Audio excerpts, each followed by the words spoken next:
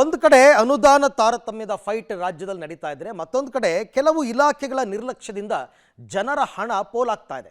ಇಲ್ಲೊಂದು ಆರ್.ಟಿ.ಒ ಕಚೇರಿ, ಈ ಆರ್.ಟಿ.ಒ ಕಚೇರಿಗೆ ಸ್ವಂತ ಕಟ್ಟಡ ಇದ್ರೂ ಕೂಡ ಪ್ರತಿನಿತ್ಯ ಲಕ್ಷಾಂತರ ರೂಪಾಯಿ ಬಾಡಿಗೆ ಕಟ್ಟಿ ಬೇರೆ ಬಿಲ್ಡಿಂಗ್ನಲ್ಲಿ ಕಚೇರಿಯನ್ನು ನಡೆಸ್ತಾ ಇದ್ದಾರೆ. ಯಾಕೆ ಅಂತ ನೋಡಿ. ಹುಬ್ಬಳ್ಳಿ ಆರ್.ಟಿ.ಒ ಕಚೇರಿಗೆಲ್ಲ ಉದ್ಘಾಟನೆ ಭಾಗ್ಯ, ಸ್ವಂತ ಕಟ್ಟಡವಿದ್ರೂ ಬಾಡಿಗೆ ಕಟ್ಟಡದಲ್ಲೇ ಆಫೀಸ್. KA63 ಎಂದ ತಕ್ಷಣ ನೆನಪಾಗೋದು ವಾಣಿಜ್ಯ ನಗರಿ ಹುಬ್ಬಳ್ಳಿ. ರಾಜ್ಯದಲ್ಲಿ ಅತಿ ಹೆಚ್ಚು ವಾಹನಗಳ ನೋಂದಣಿ, ಡ್ರೈವಿಂಗ್ ಲೈಸೆನ್ಸ್ ವಿತರಣೆ ಆಗುವ ಆರ್.ಟಿ.ಒಗಳ ಪೈಕಿ ಹುಬ್ಬಳ್ಳಿ ವಿಭಾಗ ಕೂಡ ಒಂದು. ಈ ಮೊದಲು ಧಾರವಾಡ ಜಿಲ್ಲೆಯಲ್ಲಿದ್ದ ಏಕೈಕ ಆರ್.ಟಿ.ಒ ಕಚೇರಿ ನವನಗರದಲ್ಲಿತ್ತು.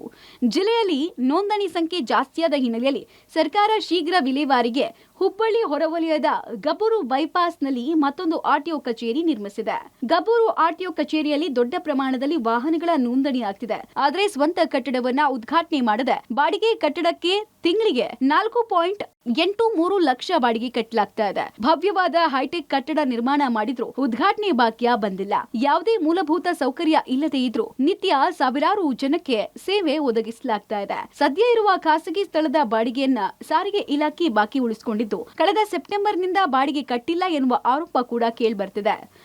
ಆಲ್ಮೋಸ್ಟ್ ನಮಗೆ ಮುಕ್ತಾಯ ಹಂತಕ್ಕೆ ಬಂದಿದೆ. ಸ್ವಲ್ಪ ಫರ್ನಿಚರ್ದು ಕೆಲಸಗಳಿದಾವೆ, ನಾವು ಆರ್ಡರ್ ಕೊಟ್ಟಿದ್ದೀವಿ. ಆ ಇಂಪ್ಲಿಮೆಂಟಿಂಗ್ ಏಜೆನ್ಸಿ ಅವರು ಈಗೆಲ್ಲ ಫರ್ನಿಚರ್ಸ್ ತಗೊಂಡ್ಬಂದ್ಮೇಲೆ ನಾವು ಮೇಲಧಿಕಾರಿಗಳ ಗಮನಕ್ಕೆ ತಗೊಂಡ್ಬಂದು ಇದನ್ನ ಓಪನಿಂಗ್ ಮಾಡೋದಕ್ಕೆ ಮೇಲಧಿಕಾರಿಗೆ ಮಾಹಿತಿ ನೀಡ್ತೀವಿ. ಈಗ ಬಾಡಿಗೆ ನಾವು ಇಲ್ಲಿ ಆಲ್ಮೋಸ್ಟ್ ಎಲ್ಲ ಕ್ಲಿಯರ್ ಮಾಡಿದೀವಿ. ಸೆಪ್ಟೆಂಬರ್ಲಿಂದ ಪೆಂಡಿಂಗ್ ಇತ್ತು. ಸೆಪ್ಟೆಂಬರ್ಲಿಂದ ಪೆಂಡಿಂಗ್ ಇದ್ದಿದ್ದರಿಂದ ಈಗ ನನಗೆ ನಿನ್ನೆ ಬಜೆಟ್ ರಿಲೀಸ್ ಆಗಿದೆ. ಈ ಒಂದ್ 2-3 ದಿನದಲ್ಲಿ ಅವ್ರು ಉಳಿದಿರ್ತಕ್ಕಂಥದ್ದೆಲ್ಲ ಪೇಮೆಂಟ್ ಕ್ಲಿಯರ್ ಮಾಡಿ. ಸ್ವಂತ ಕಟ್ಟಡ ಉದ್ಘಾಟನೆಯೂ ಮಾಡದೆ ಬಾಡಿಗೆ ಕಟ್ಟಡಕ್ಕೆ ಬಾಡಿಗೆಯೂ ಕಟ್ಟದೆ ಜವಾಬ್ದಾರಿಯುತ ಸಂಸ್ಥೆ ಯಾಕಿಷ್ಟು ನಿರ್ಲಕ್ಷ್ಯ ತೋರಿಸ್ತಾ ಇದೆ ಅನ್ನೋದೇ ಯಕ್ಷ ಪ್ರಶ್ನೆ ಆಗಿದೆ.